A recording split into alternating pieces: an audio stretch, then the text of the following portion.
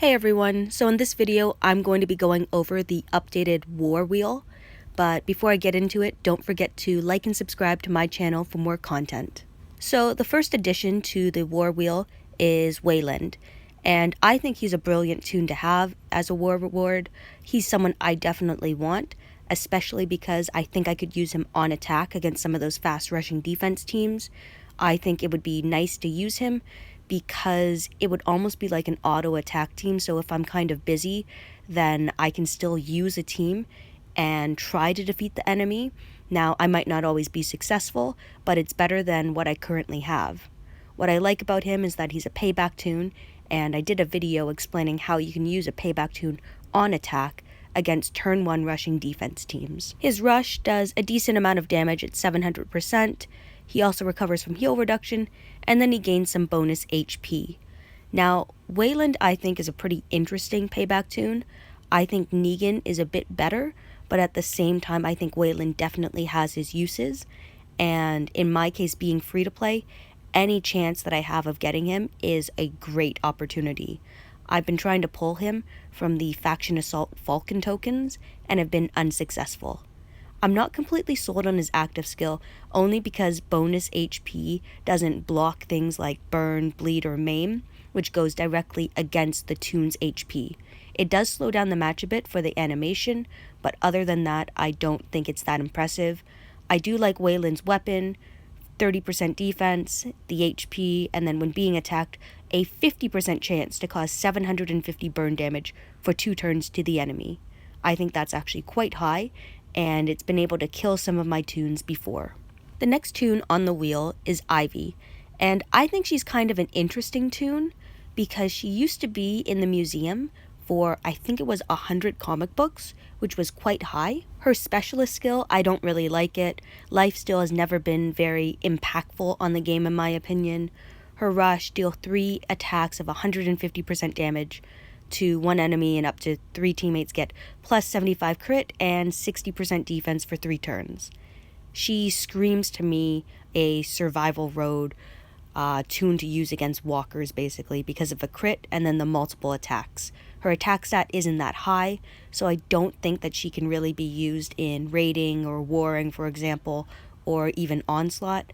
Her active skill though is kind of interesting with up to 4 teammates, so her other 4 teammates that are on the field with her, they will not be able to have defense down applied.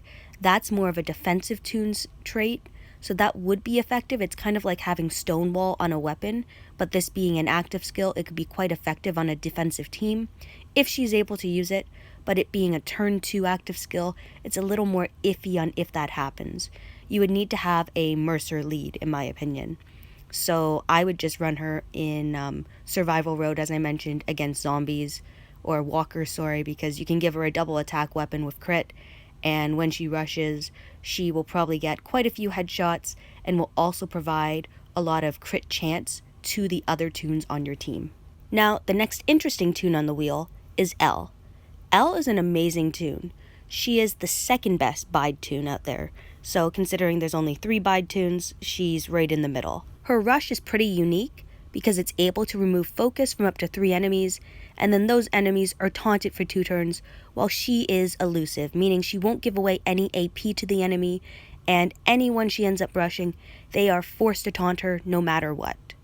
Now, with Bide, after she takes 2,000 damage, she will output 3,000 damage back onto the enemy, or if she's on autopilot mode, so the AI is controlling her, if the opponent has, say, X HP and her Bide has enough damage to kill that toon, it will automatically defend and apply that damage to the enemy. It can be a little difficult to control if you're doing it manually because you don't know exactly how much Bide damage she will output until you use it, or unless it's triggered because it reaches that 2,000 stored damage marker. Her active skill is pretty useful in my opinion. It's a turn 1 active skill, and she ends up pain splitting and healing with another teammate. When Elle first came out, and even now, she caused a lot of problems to people trying to attack her, because whenever she pain splitted and you used a toon like Michelle, who would rush, say, both toons, the damage would be split, but if you did indirect damage, so you attacked the toon she was pain splitting with and you still triggered her bide at 2,000 damage, she would still output 3,000 damage, and sometimes you would die. Her weapon is pretty interesting as well, kind of like Wayland, 30% defense, 15 HP, and when being attacked, a 50% chance to gain 20% bonus HP. I would say this weapon does a pretty good job at keeping her alive, coupled with her active skill, and then her continuous taunt in some ways, because she really keeps people in a taunt loop when she starts to taunt, and usually by the end of it, you end up triggering her bide numerous times, causing the output of damage to kill off almost your whole attack team in some cases. The next toon to grace the war wheel is Mia. And Mia has always been kind of a fan favorite of mine. I've always found her to be pretty annoying because of her Outlast ability, and then her rush, as well as her active skill, can revive a teammate. Back in the 6-star day, whenever she rushed, that 2,500 maim damage also had a good chance of killing the opponent, so she was a pretty good defensive character that was sometimes used even on offense because of her reviving ability and Outlast capability. As I've mentioned in another video, because she is Outlast, she is great to use on a defensive team in arenas because she cannot be turn 1 killed. Her Outlast ability has her stick around for an extra turn. So if you do pull her but you don't want to use her, at least use her in the arenas on your defensive team, and this will prevent your enemy from being able to maximize the points scored against you. This is just a little trick, and it's also useful because she gains 100% AP during Outlast, so she could end up reviving another toon that ended up dying on the first turn. A bonus to Mia is that she doesn't have a bound weapon, so you can put, say, a focus stun weapon on her. So if she is in her Outlast stage, but she's confused or taunted, if her weapon triggered and she had focus stun, she would ignore that and still be able to rush or use her active skill. The next toon on the wheel is the Governor, and he's kind of an interesting toon because he's able to prevent the enemy from being able to rush basically every turn due to his slow ability and ability to gain 100% AP. Now, the biggest downside to him with his 100% AP gain is that he can easily be exhausted, and with everyone having an angel basically, he is a huge liability in my opinion. Something else that I've noticed with him, if you have him on a defensive team and you have a command toon, the command toon will command him every time, meaning the next turn that you want to be slowing down the enemy, he won't be able to use his rush because he was commanded to use it the turn before. This to me is a huge liability, meaning you can't use him on a defensive team if you have a command toon. His active skill, on the other hand, can be somewhat useful by being able to recover from impair. I guess the only way I could see using the Governor would be in arenas on attack, maybe, and also maybe in faction assault, because it should be able to affect Negan. So at the very end, when you're in the Negan stages, if you're able to prevent those components from rushing, that should protect your team quite a bit. But again, you cannot use a command toon. He starts off with 100% AP at the beginning of the wave because of his special weapon, and this part won't be affected by exhaust because exhaust triggers after he gains this AP. His liability is his rush. So if you're going to run this toon, you need to either have a maim resist on him or an exhaust resist to prevent him from killing himself. The next toon to grace the war wheel is Amber, and she was the top dog for such a long period of time. To be honest, I still think she could be run in the S-Class era, but under very specific circumstances. Her rush is a high percentage, it applies 100% heal reduction, and she has the follow-up ability, meaning if she kills one toon, she's able to have an additional attack. I think with the proper weapons and supporting toons, she could still be viable. Do I think she's game-changing anymore? Not so much. Not because the S-Class toons are really taking it over with their overpowered stats in comparison. When we take a look at her active skill, I think her active skill is somewhat useful. It's a turn 1 active skill. She gets focus for 4 turns and she gets an AP boost.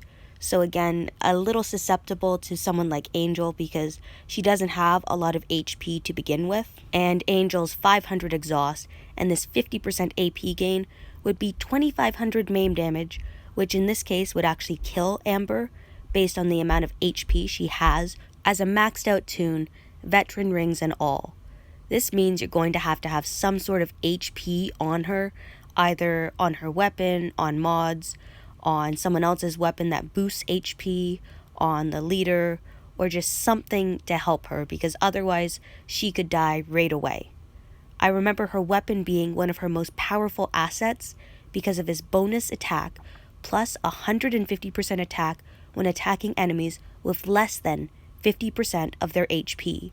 This weapon was very potent on Amber, especially because of her follow-up ability. So as long as you chipped away at a toon's HP enough with other toons before following up with Amber, if she ended up getting the kill, which was pretty likely if a toon's HP was under 50% because of his huge attack buff, she could kill the opponent, get a follow-up attack, which could then be an adrenaline rush, potentially. This next toon on the war wheel just confuses me. Sheldon is the next toon, but he's currently in the museum for comic books.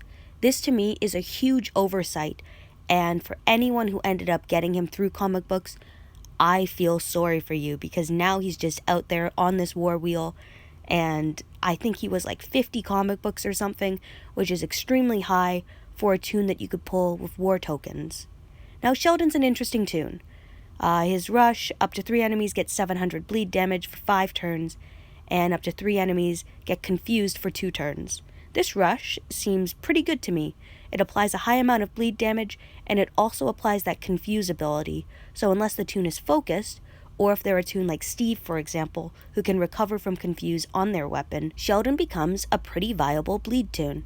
His specialist skill, Headhunter, so whenever he has a critical hit, the enemy gets crosshairs for 3 turns, and if a toon dies while under the influence of crosshairs, they're decapitated, which I really enjoy because it's like having a decapitation toon without having to rely on that toon to have a kill. His active skill is a focus and AP gain. It's a turn 2 active skill, but it's very useful by being able to focus all teammates, and then he gains 40% AP, which again I'm a little iffy on because of Angel. If Angel's 500 exhaust is applied to him, that's 2000 maim damage, which is almost all his HP, and this is a completely maxed out Sheldon.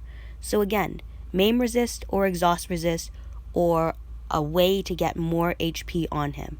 And to be honest, you can get rid of any type of offense you had on a weapon for him. Just do a purely defensive weapon with HP or defense, for example, focus stun. Well, even the focus stun, you don't necessarily need it because he can focus with his active skill and a huge bonus to AP on attack. He does not need attack on his weapon because he does indirect damage by doing bleed on his rush.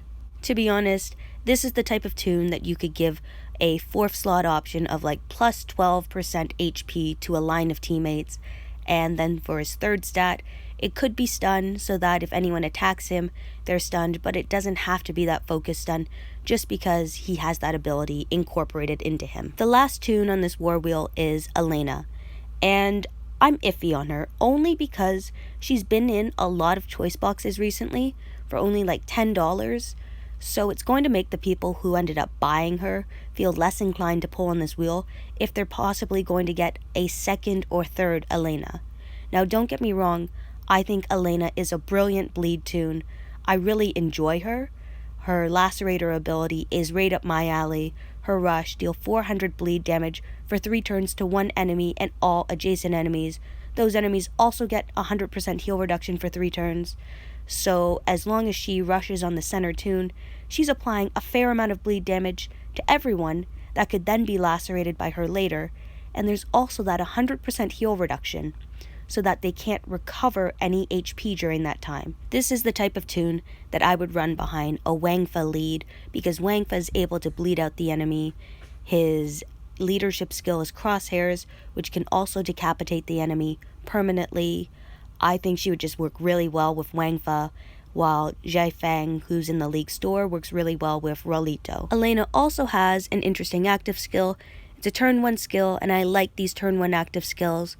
So bleed damage is 400 and 250 exhaust for 2 turns to a line of enemies. This exhaust damage is quite low, especially in the S-Class era, when we compare it to someone like Angel, who has double that amount of exhaust. This is an active skill that I would not level up, to be honest, because her rush can do that 400 bleed damage to all, and Angel just does exhaust so much better than her. I don't think her exhaust active skill is really that relevant unless it's only against 6-star toons. Another really unique piece to Elena is her weapon. At the beginning of each wave, this character gets focus for 8 turns. She has 30% attack on her, but honestly, I would take off the attack and put HP or defense because she does bleed damage again, she doesn't do damage, so make her last, and then add a huge bonus to AP when attacking. I really like this weapon. This focus ability is so important, meaning that even if there's a human shield up, or if she gets confused or taunted, she's still able to rush on the enemy on that center toon and apply that bleed damage as well as 100% heal reduction to all enemies. Overall, I think the war wheel is pretty interesting, and by adding more characters to it, it means you're less likely to pull dupes. And thank you everyone for watching and listening to my video.